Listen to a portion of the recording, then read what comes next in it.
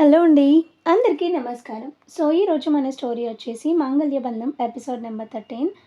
Late చేయకుండా స్టోరీలోకి వెళ్ళిపోదాం. ఆ రోజు డిన్నర్ ముగిసిన తర్వాత అందరూ హాల్లోనే కూర్చున్నారు. ఆర్య మాత్రం అవంతిక పక్కనే కూర్చొని అవంతిక చెయ్యి కూడా వదలకుండా అలాగే పట్టుకొని కూర్చున్నాడు. అది చూసిన మీనాక్షి, ఏంటి ఆర్య, అవంతిక చెయ్యి పట్టుకొని కూర్చుంటున్నావు? అవంతిక ఎక్కడికి వెళ్ళకూడదా?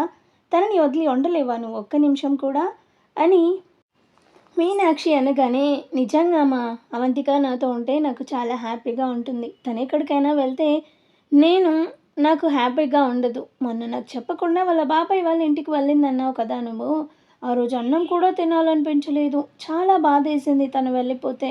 అందుకే తను ఎప్పుడూ నా దగ్గర నుంచి వెళ్ళిపోకుండా ఎప్పుడూ పట్టుకొని ఉంటే నాతోనే ఉంటుంది కదా అని అమాయకంగా చెప్పాడు ఆర్య. ఆ మాటలు వినగానే అవంతిక కళ్ళల్లో నీళ్లు తిరిగాయి. ఆ తర్వాత కొంచెం సిగ్గుపడుతూ తలదించుకుంది. మహేంద్ర, మీనాక్షి ఇద్దరు కూడా ఒకరినొకరు చూసుకొని చిన్నగా నవ్వుకున్నారు. ఇంతలో బయట కార్ ఆగిన శబ్దం వినిపించింది అందరికీ. దాంతో అందరూ ఒక్కసారిగా గుమ్మం వైపుగా చూశారు. ఆద్య ఇంట్లోకి అడుగు పెట్టింది. భయపడుతూనే లోపలికొచ్చి, సారీ డాడీ, ఈరోజు కొంచెం లేట్ అయింది అని చెప్తుంది మహేంద్రతో. మహేంద్ర కూడా ఇట్స్ ఓకే తల్లి, కానీ రోజు ఇలా అవ్వకుండా చూసుకో అని చెప్తాడు. ఓకే డాడీ అంటుంది. డిన్నర్ చేస్తావా అనగానే, లేదు డాడీ, నేను బయటే తినేసి వచ్చాను అని చెప్తుంది. సరే కానీ రేపటి నుంచి తొందరగా ఇంటికి వచ్చేయి అని చెప్తాడు. ఇప్పుడున్న పరిస్థితుల్లో నాకు కొంచెం భయంగా ఉంది తల్లి, అందుకే నువ్వు కొంచెం త్వరగా వచ్చేస్తే బాగుంటుంది అని ప్రేమగా చెప్పాడు. ఆద్య ఏం మాట్లాడకుండా సైలెంట్గా ఉండి, సారీ డాడీ, ఇకపై నేను లేట్ చేయను, తొందరగానే ఇంటికి వచ్చేస్తాను అని చెప్తుంది. ఆమె మాటలు విన్న మహేంద్ర, అంతే అంతే చాలు అంటాడు. ఇంకా కొద్దిసేపు అందరూ అలా మాట్లాడుకుంటూ కూర్చున్నారు. ఇంతలో ఆర్యకి నిద్ర వచ్చి అవంతిక భుజంపై తల వాల్చాడు. అవంతిక, నాకు నిద్ర వస్తుంది, వెళ్ళి మన రూమ్లో పడుకుందామా అని అడుగుతాడు ఒక చిన్న పిల్లాడ్లా. సరే ఆర్య గారు, పడుకుందాం రండి అని అవంతిక మెల్లగా లేచి ఆర్య చేపట్టుకొని వాళ్ళ బెడ్రూమ్లోకి తీసుకొని వెళ్ళిపోతుంది. మహేంద్ర, మీనాక్షి చూసి చాలా సంతోషంగా ఫీల్ అవుతారు. అవంతిక వచ్చిన తర్వాత మన ఇంట్లో చాలా మార్పులు జరిగాయి కదా మీనాక్షి అని మహేంద్ర చెప్పగానే, అవునండి అంటుంది. అలా ఆ రోజైతే గడిచిపోయింది. మీనాక్షి వాళ్ళ ఇంట్లో సంతోష్, జితేందర్ ఇద్దరూ కలిసి ఆఫీస్కి వెళ్ళిన తర్వాత జితేందర్ సంతోష్కి చాలా చెప్పి చూశాడు.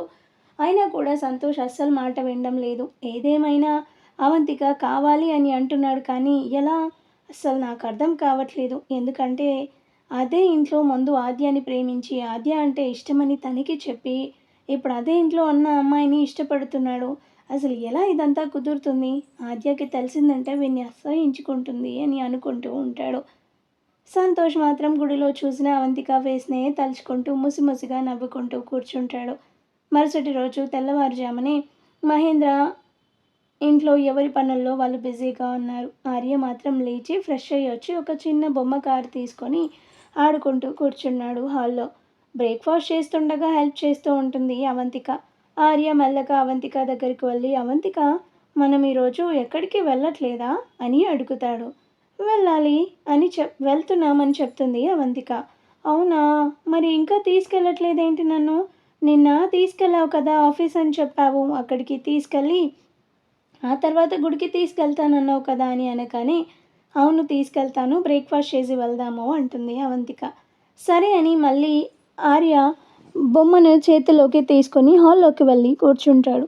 ఆ తర్వాత అందరూ బ్రేక్ఫాస్ట్ ముగించుకొని ఆఫీస్కి బయలుదేరుతారు. వీళ్ళకన్నా ముందే ఆల్రెడీ మహేంద్రకి బోర్డ్ మీటింగ్ ఉందని చెప్పి వెళ్ళిపోయాడు. ఆ తర్వాత అవంతిక, ఆర్య ఇద్దరు కలిసి వెళ్ళిపోయారు.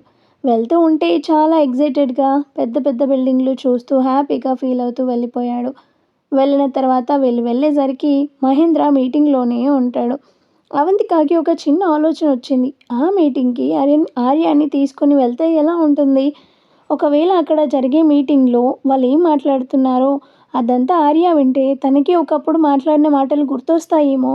ఒకవేళ రాంగ్గా చెప్తే, ఏదైనా వర్క్ చేస్తే అది కంప్లీట్గా పర్ఫెక్ట్గా ఉండేలాగా చూస్తాడు కదా.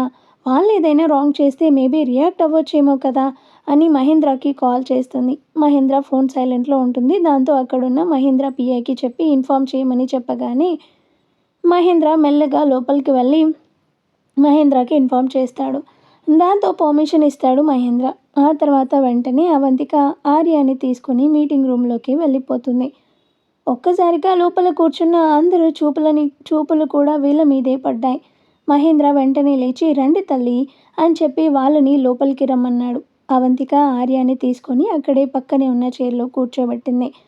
ఆర్య మాత్రం చుట్టూ ఉన్న వాళ్ళందరినీ చూడగానే ఒక్కసారిగా చాలా భయం వేసింది అతనికి. అక్కడ చాలామందిని చూడగానే ఏం పర్వాలేదు నేనున్నాను కదా అని అవంతిక చెప్పగానే ఓకే అని సైలెంట్గా కూర్చుంటాడు. అక్కడ మీటింగ్ మళ్ళీ కంటిన్యూ చేస్తారు. పెద్ద స్క్రీన్ మీద company graphs, project reports, presentations చూపిస్తున్నారు. ఒక సీనియర్ మేనేజర్ లేచి సార్ ఈ ప్రాజెక్టు మనము ఈ డిజైన్తో ముందుకు వెళ్తే ఖర్చు చాలా తక్కువ అవుతుంది, మనకి ప్రాఫిట్స్ కూడా వస్తాయి అని చెప్పి ఎక్స్ప్లెయిన్ చేస్తూ ఉంటాడు. దాంతో అందరూ ఆయన చెప్తూ ఉంటే శ్రద్ధగా వింటున్నారు. కానీ ఆర్య మాత్రం స్క్రీన్ వైపే చూస్తూనే ఉన్నాడు. అతని కళ్ళల్లో ఒక్కసారిగా ఏదో కనిపించింది. మేనేజర్ తన ప్రజెంటేషన్ కంప్లీట్ చేసిన తర్వాత ఆర్య ఒక్కసారిగా లేచి ఆ స్క్రీన్ దగ్గరికి వెళ్ళాడు. అలా వెళ్ళగానే అందరూ చాలా షాక్ అయ్యారు, ఆశ్చర్యపోయారు. ఫస్ట్ ఏం చేస్తాడా అని చూస్తున్నారు. అవంతిక, మహేంద్ర ఇద్దరు మాత్రం మీటింగ్ మధ్యలో డిస్టర్బ్ అవుతుందని అవంతిక ఆర్య గారు అని పిలుస్తుంది. దాంతో ఆర్య వినిపించుకోకుండా స్క్రీన్ వైపే చూస్తూ ఇది మీరు రాంగ్గా ఎక్స్ప్లెయిన్ చేశారు, ఈ డిజైన్తో కనుక మనం ముందుకు వెళ్తే మనము లాస్ అయ్యే ఛాన్సెస్ ఉంది, సో దీంట్లో మిస్టేక్ ఉంది అని చెప్పి ఎక్స్ప్లెయిన్ చేస్తూ ఉంటాడు. ఆ మీటింగ్ రూమ్ అంతా ఆర్య అలా ఎక్స్ప్లెయిన్ చేస్తూ ఉంటే ఒక్కసారిగా నిశ్శబ్దంగా మారిపోయింది. అతని వేళ్ళు స్క్రీన్ మీద ఉన్న గ్రాఫ్ వైపు చూపించాయి. ఫిగర్ మ్యాచ్ కావడం లేదు అన్నాడు. ఒక్కసారిగా షాక్ అయ్యాడు. వెంటనే ఆర్య చూపించిన పాయింట్ దగ్గరికి వెళ్ళి ఆ గ్రాఫ్ని చూడగానే అది నిజంగానే మ్యాచ్ అవ్వట్లేదు. అది అక్కడున్న డైరెక్టర్, మేనేజర్స్ ఎవరు కూడా గుర్తుపట్టలేదు. కానీ ఆర్య గుర్తుపట్టి అది రాంగ్, దానివల్ల ఇలా జరుగుతుంది అని చెప్పాడు. ఎగ్జాక్ట్గా ఒకవేళ అలాగే చేసి ఉంటే కనుక మహీంద్ర కంపెనీకి భారీ నష్టం వచ్చేది. సో అది చూపించి తర్వాత మేనేజర్ వచ్చి అవును సార్ నేను చూసుకోలేదు, సారీ సార్ అని చెప్పగానే మహేంద్ర అప్పటికి ఇంకేం మాట్లాడలేదు. ఎందుకంటే అతని చూపంతా కూడా ఆర్య మీదే ఉంది. ఒకప్పుడు ఆర్య ఎలా ఉండేవాడు, ఎలా మాట్లాడేవాడు, ఎలా అందరినీ కరెక్ట్ చేసేవాడు అనేది ఒక్కసారిగా మహేంద్ర కళ్ళల్లో మెరిసింది. ఆ తర్వాత కొద్దిసేపు మళ్ళీ ఆర్య నార్మల్ అయ్యి అవంతిక చాలా తలనొప్పిగా ఉంది, మనం గుడికి వెళ్దామా, అక్కడైతే నాకు చాలా బాగుంటుంది, అక్కడ మంచిగా ప్రసాదం కూడా తినొచ్చు అని మళ్ళీ అమాయకంగా చెప్పగానే ఓకే అని మహేంద్రకి చెప్తుంది. ఆర్యాని తీసుకొని మళ్ళీ గుడికి స్టార్ట్ అవుతుంది. ఇద్దరు కలిసి అక్కడి నుంచి గుడికి బయలుదేరారు. ఆర్య రోజులాగా యాక్టివ్గా లేడు, ఏదో కోల్పోయిన వాడిలాగా ఉన్నాడు. విండో నుంచి బయటికి చూస్తూ సైలెంట్గా కూర్చున్నాడు. అది చూసిన అవంతిక ఏంటి ఆర్య గారు అలా ఉన్నారు, ఏం జరిగింది అలా డల్గా ఉన్నారు అని అనగానే మనం వెళ్ళిన ప్లేస్కి నేను చాలాసార్లు వెళ్ళాను అవంతిక, అందరూ నాతో మాట్లాడారు, అందరూ నన్ను సార్ అని పిలిచేవారు, కానీ అసలు ఏంటి నాకేం అర్థం కావట్లేదు, తల పగిలిపోతుంది అని ఆర్య అనగానే ఆర్య గారు కూల్, మీరేమీ టెన్షన్ తీసుకోకండి, ఎక్కువ ప్రెషర్ తీసుకోవద్దు, ఏం గుర్తు తెచ్చుకోకండి అని చెప్పేసి అంటుంది అవంతిక. అసలు నాకేమైంది, ఎందుకు అవన్నీ నా మైండ్లో వచ్చి మళ్ళీ వెళ్తున్నాయి, ఇప్పుడు నేను ఎందుకు ఇలా ఉన్నాను, అసలు ఏం జరిగింది నా లైఫ్లో అని అడుగుతూ ఉంటాడు ఆర్య. దాంతో ఇప్పుడు చెప్పాలా వద్దా, చెప్తే మళ్ళీ అవన్నీ గుర్తు తెచ్చుకోవడానికి ట్రై చేస్తే మళ్ళీ ఏమైనా ప్రాబ్లం అవుతుందేమో, సో చెప్పకుండా ఉండటమే బెటర్ అని మనసులో అనుకొని మీకు ఏమీ కాలేదు, కొంచెం మీకు తలకి దెబ్బ తగిలి ఇంతకుముందు జరిగిన విషయాలు అవి మర్చిపోయారంతే అని నార్మల్గా చెబుతుంది అవంతిక. దాంతో అవునా, తలకి దెబ్బ తగిలిందా, అంటే నాకు ఈ లైఫ్ కాకుండా ఇంకా వేరే లైఫ్ ఉందా అని అడుగుతాడు ఆర్య. అవన్నీ తర్వాత చెప్తాను, ముందు గుడి వచ్చింది వెళ్దాం పదండి అని టాపిక్ డైవర్ట్ చేసి ఆర్యని తీసుకొని గుడి లోపలికి వెళ్తుంది. అవంతిక అక్కడ లోపలికి వెళ్ళిన తర్వాత ప్రదక్షిణలు చేసి దేవుడి దగ్గరికి వెళ్ళి దర్శనం చేసుకునేటప్పుడు అక్కడున్న పూజారి అనుకోకుండా ఆర్యని చూస్తాడు. ఆ రోజు కొంచెం రద్దీ తక్కువ ఉండటం వల్ల పంతులు గారు చాలా ఫ్రీగా ఉన్నారు. దాంతో ఆర్యని ఎక్కడో చూసానే అని గుర్తుపట్టి హో ఆర్యవీర్ బాబు కదా అని ఆర్య దగ్గరికి వెళ్ళి ఆర్యబాబు గారు ఎలా ఉన్నారు, బాగున్నారా అని అడుగుతాడు పంతులు. బాగున్నాను అని చెప్తాడు ఆర్య గుర్తుపట్టనట్టుగా. ఏంటి ఆర్య బాబు నన్ను గుర్తుపట్టలేదా, మీరు ఎప్పుడు గుడికి వస్తూ ఉంటారు కదా, ఈ గుడి డెవలప్మెంట్ కోసం చాలా హెల్ప్ కూడా చేశారు. మిమ్మల్ని మేము ఎలా మర్చిపోతాం? మీరు మమ్మల్ని మర్చిపోయినా కూడా మేము మిమ్మల్ని మర్చిపోము. కానీ అప్పుడు రెగ్యులర్గా ప్రతిరోజు గుడికి వచ్చేవారు కానీ ఈ మధ్యన అస్సలు కనిపించట్లేదు. ఏం జరిగింది బాబు అని అడుగుతాడు పంతులు. పంతులు అలా అడుగుతుంటే అవంతిక షాక్ అయిపోయింది. అంటే రోజు ఆర్య గారు చెప్పేది నిజమే. రోజు వస్తుండేవాడిని అని చెప్పేవాడు. అది నిజమే కానీ ఇప్పుడు పంతులు అడిగిన దానికి ఆర్య గారు ఏం సమాధానం చెప్తారు అని ఆర్య సైడే చూస్తూ ఉంటుంది అవంతిక. కానీ ఆల్రెడీ తను హెడేక్ అని చెప్పి అన్నాడు. మళ్ళీ ఇప్పుడు ఇదంతా గుర్తు తెచ్చుకుంటే ఎలా ఉంటుందో అని చెప్పి పంతులు గారు ఇప్పుడే వస్తాము అని చెప్పి ఆర్యని తీసుకెళ్ళి అక్కడున్న రావి చెట్టు కింద కూర్చోబెట్టి నేను ప్రసాదం తీసుకొని వస్తాను, మీరు ఇక్కడే కూర్చోండి అని చెప్పి అవంతిక మళ్ళీ పంతులు గారి దగ్గరకు వస్తుంది. పంతులు గారు అని పిలుస్తుంది. ఏంటి తల్లి? ఆర్య గారు ఇక్కడికి రోజు వచ్చేవారా అని ఆశ్చర్యంగా అడిగింది. అవునమ్మా అని పంతులు చిరునవ్వుతో సమాధానం చెప్పాడు. అవునా, ఒక్కరే వచ్చేవారా ఎవరైనా తీసుకొచ్చేవారా అని అడగగానే లేదమ్మా, ఒక అమ్మాయి ఆర్యబాబు ఇద్దరు కలిసి ఎప్పుడూ ఈ గుడి దగ్గరకు వచ్చి ప్రదక్షిణలు చేసుకొని అక్కడే ఉన్న రావి చెట్టు కింద కూర్చొని ప్రసాదం తినేసి వెళ్ళిపోయేవారు. ప్రతిరోజు పొద్దున్నే వచ్చేవారు అని చెప్పి చెప్తాడు పంతులు. అమ్మాయా అని అడుగుతుంది అవంతిక. అవునమ్మా, ఆ అమ్మాయితోనే చాలా క్లోజ్గా ఉండేవారు బాబు. ఆ అమ్మాయి పుట్టినరోజున కూడా గుడిలో అన్నదానం చేయించాడు ఆర్యబాబు. ఇద్దరు జోడీ చాలా బాగుండేది. నేను అప్పుడప్పుడు అనేవాడిని సీతారాముల్లా ఉన్నారు అని. దాంతో ఆర్యబాబు నవ్వి వెళ్ళిపోయేవాడు అని పంతులు చెప్పగానే ఆ మాటలు విన్న అవంతికకి గుండె ఒక్కసారిగా భారంగా మారిపోయింది. కాసేపటి వరకు ఆనందంగా ఉన్న ఆమె మనసు చాలా భారంగా మారిపోయింది. ఒక అమ్మాయి ఆర్య గారు ప్రతిరోజు అమ్మాయితోనే కలిసి వచ్చేవారా? క్లోజ్గా ఉండేవారా? అందుకేనా ఆర్య గారు వచ్చిన ప్రతిసారి నన్ను ఎవరో ఇక్కడికి తీసుకొచ్చేవారు, నేను చాలాసార్లు వచ్చాను అని చెప్తుండేవాడు అని మనసులో అనుకుంటూ ఉంటుంది. కానీ బయటికి మాత్రం ఏమీ తెలియనట్టుగా చిరునవ్వుని అవునా పంతులు గారు అని మాత్రమే అంది. పంతులు మొదలుపెట్టాడు. అవునమ్మా, ఆ అమ్మాయి కూడా చాలా మంచిది. ఇద్దరు వచ్చి చాలాసేపు ఇక్కడే గుడిలో కూర్చొని అదే రావి చెట్టు కింద ప్రసాదం తిని వెళ్ళిపోయేవారు. చాలా సంతోషంగా ఉండేవారు. కానీ ఈరోజేంటో బాబు నన్ను గుర్తుపట్టలేదు, ఏదో బాధలో ఉన్నట్టున్నారు అని పంతులు అనగానే అలాంటిదేం లేదు పంతులు గారు. యాక్చువల్గా ఆర్య బాబుకి ఒక చిన్న యాక్సిడెంట్ జరిగి తలకి దెబ్బ తగలడం వల్ల తనకి పాస్ట్లో జరిగిందంతా మర్చిపోయారు. అందుకే మిమ్మల్ని గుర్తుపట్టలేదు. ఇప్పుడిప్పుడే తనకి కొన్ని విషయాలు గుర్తొస్తున్నాయని చెప్పి చెప్తాడు. అవునా, అదంతా మాకు తెలియదమ్మా. ఎప్పుడు గుడికి వస్తూ ఉండేవాడు, మంచిగా మాట్లాడుతూ ఉండేవాడు, గుడికి ఏదైనా కావాలంటే హెల్ప్ చేస్తూ ఉండేవాడు. అందుకే ఆ బాబుని మేము గుర్తుపెట్టుకున్నాం. కానీ ఈ మధ్యన రావట్లేదేంటి అనుకున్నాం, కానీ ఇదంతా మాకు తెలియదు అని అంటాడు పంతులు. దేవుడు చాలా గొప్పవాడు తల్లి. ఆయన దయా కృప మన మీద ఉంటే ఎప్పటికైనా ఆయనకి గతం గుర్తుకొస్తుంది. మళ్ళీ పాత ఆర్యబాబులా మారిపోతాడు. ధైర్యంగా ఉండమని ఆశీర్వదిస్తాడు. దాంతో థ్యాంక్ యూ పంతులు గారు అని అవంతిక అక్కడ ప్రసాదం తీసుకొని ఆర్య దగ్గరికి వెళ్ళి ఆర్య పక్కనే కూర్చుంటుంది. అక్కడికి వెళ్ళిన తర్వాత పంతులు చెప్పిన మాటలు తలుచుకుంటుంది. మళ్ళీ ఆర్య అవంతిక చేతిలో ప్రసాదం తీసుకొని తింటూ ఉన్నాడు. అవంతిక వెంటనే ఆర్య ముఖం చూసి ఒక చిన్న నవ్వు నవ్వింది. అవంతిక మాత్రం అదే మాటలు గుర్తు తెచ్చుకుంటూ అలాగే సైలెంట్గా ఉంటుంది. అవంతికని చూసిన ఆర్య, ఏంటి అవంతిక అలా ఉన్నావు? ఏమైంది? నీకు ప్రసాదం నచ్చలేదా అని అడుగుతాడు. ఆర్య అలా అనగానే అదేం లేదు ఆర్య గారు, బాగానే ఉంది, తింటాను, మీరు తినండి అంటుంది. దాంతో ఆర్య తింటూ ఉంటాడు. అలా ఆర్యని అవంతికని గోడ చాటు నుండి చూస్తున్న సంతోష్కి మాత్రం చాలా కోపం వస్తుంది.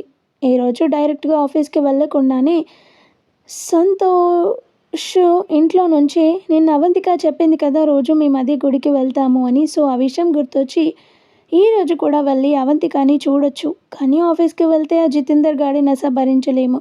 డైరెక్ట్గా ఇంట్లో నుంచే వెళ్ళి ఆఫీస్కి వెళ్తానని చెప్పి గుడికి వెళ్తాడు సంతోష్.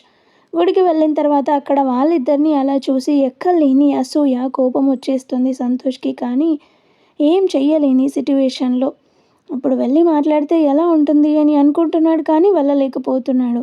వాళ్ళ దగ్గరికి ఎలాగైనా వెళ్ళాలి, కానీ ఆర్య లేనప్పుడు మాత్రమే వెళ్ళాలి. ఒకవేళ ఆర్య ముందు ఏదైనా మాట్లాడితే ఆర్య వెళ్ళి ఇంట్లో చెప్పినా చెప్తాడు. ఎందుకంటే తను చిన్న పిల్లాడిలా బిహేవ్ చేస్తాడు కదా! ఒకవేళ వెళ్ళి చెప్పినా చెప్పేస్తాడు. అమ్మో! వద్దు. కానీ ఆర్య అవంతికని వదిలేసి ఒక్క క్షణం కూడా ఉండడు కదా! ఎలా అని అనుకుంటున్నాడు సంతోష్ మనసులో. ఆర్య ప్రసాదం తింటూ కూర్చున్నాడు. అంతలోనే ప్రసాదం అయిపోయింది. దాంతో అవంతిక ఆర్య గారు ఇంకొంచెం తీసుకురానా అని అడిగింది. ఆర్య వెంటనే తలుపుతూ వద్దు అవంతిక ఇంక చాలు. మనం ఇంకా కొద్దిసేపు ఇక్కడే కూర్చుందాం. ఇక్కడ నాకు చాలా ప్రశాంతంగా ఉంది అని చెప్తాడు ఆర్య. సరే అని అవంతిక కూడా అక్కడే కూర్చుంటుంది. కానీ తన మనసు మాత్రం అక్కడ లేదు. పంతులు చెప్పిన మాటల దగ్గరే ఆగిపోయింది. ఆ అమ్మాయి ఎవరు? ఆర్య గారి జీవితంలో అంత ముఖ్యమైన అమ్మాయా? వాళ్ళిద్దరూ క్లోజ్‌గా కూడా ఉండేవారు అంటే ఆర్య గారు, ఆ అమ్మాయి ఇద్దరూ లవ్ చేసుకున్నారా? కానీ లవ్ చేసుకుంటే ఇంట్లో ఏం తెలీదా?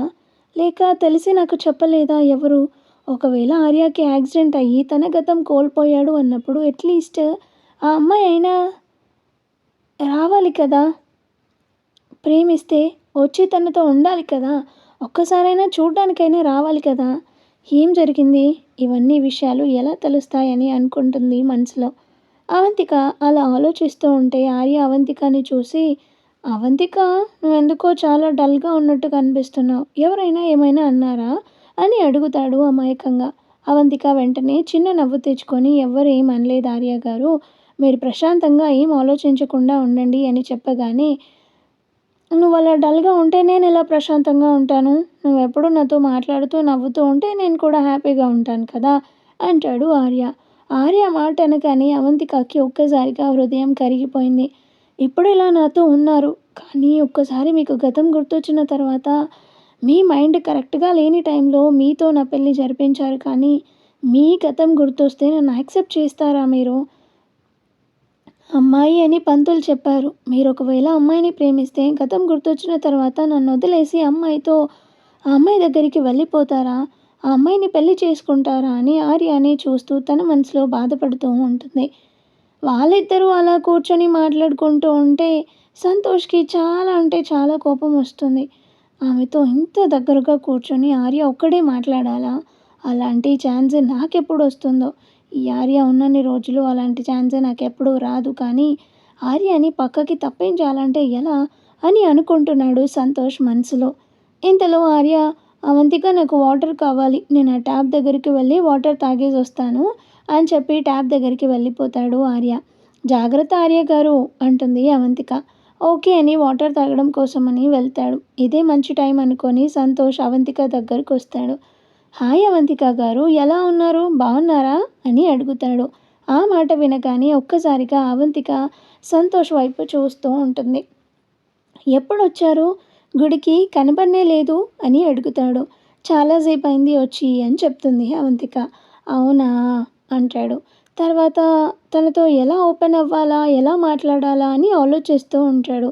ఒకవేళ తనతో ఇప్పుడు నా మనసులో ఉన్న మాటలు చెప్పేస్తే తర్వాత తను నన్ను అవాయిడ్ చేస్తుంది. ఆ తర్వాత ఆద్యకి కూడా నన్ను దూరం చేస్తుంది. తర్వాత అవంతికని చూసే ఛాన్సు, తనతో మాట్లాడే ఛాన్స్ నాకు అస్సలు రాదు. నా మనసులో మాటలు తనకి చెప్పకుండా ఉండటమే బెటర్. ఫస్ట్ అయితే మనం ఆ ఇంట్లో అడుగుపెట్టాలి. అడుగుపెట్టాలంటే ఆద్యని పెళ్లి చేసుకోవాలి. ఆద్యని పెళ్లి చేసుకోవాలంటే మనం ఒక మంచి వ్యక్తిలాగా ఉండాలి అని అనుకుంటాడు సంతోష్. దాంతో అవంతికకి చెప్పాలనుకుంటాడు. ఆద్యకి తన తనకి ప్రేమ విషయం గురించి. మీకొక విషయం గురించి చెప్పాలని అనుకుంటున్నాను అంటాడు సంతోష్. చెప్పండి ఏం పర్వాలేదు అంటుంది అవంతిక. నేను ఆద్యని చాలా ప్రేమిస్తున్నాను. ఆద్య అంటే నాకు చాలా ఇష్టము. తనని పెళ్లి చేసుకోవాలనుకుంటున్నాను. కానీ అంకుల్ వాళ్ళతో చెప్తే ఏమంటారో అని చాలా భయం వేస్తుంది. అండ్ అలాగే ఇప్పుడున్న సిట్యుయేషన్‌లో చెప్పడం కూడా కరెక్ట్ కాదని ఆద్యకి మాత్రమే చెప్పాను. తను కొంచెం టైం కావాలి అని చెప్పింది. సో, ఎలాగైనా మీరు కొంచెం హెల్ప్ చేస్తారా? అని అడుగుతాడు సంతోష్ అవంతికని. ఏదో పైకి మాత్రం మంచోడిలాగా నటిస్తూ. సంతోష్ మాటలు విన్న అవంతిక ఒక్కసారిగా అతని వైపు చూసింది. మీకు నేను హెల్ప్ చేయాలా? అని ఆశ్చర్యంగా అడిగింది. అవునండి. మీరు చేస్తేనే ఈ విషయం ఈజీ అవుతుంది. అందుకే మీతో ఈ విషయం చెప్పాలని నేను అనుకున్నాను అంటాడు సంతోష్. ఆద్య మీ మాట చాలా వింటుంది. మీరొక్కసారి తనతో మాట్లాడితే అండ్ అలాగే ఇంట్లో వాళ్ళతో కూడా మాట్లాడితే వాళ్ళు కూడా ఒప్పుకుంటారు. మీ మాట అంటే అందరికీ చాలా నమ్మకం మా ఇంట్లో. అందుకే మీతో చెప్పాలని వచ్చాను అని అంటాడు సంతోష్. సంతోష్ అలా చెప్పిన తర్వాత ఆద్యకి ఏం మాట్లాడాలో అస్సలు అర్థం కాలేదు. అలాగే మౌనంగా కూర్చుంటుంది.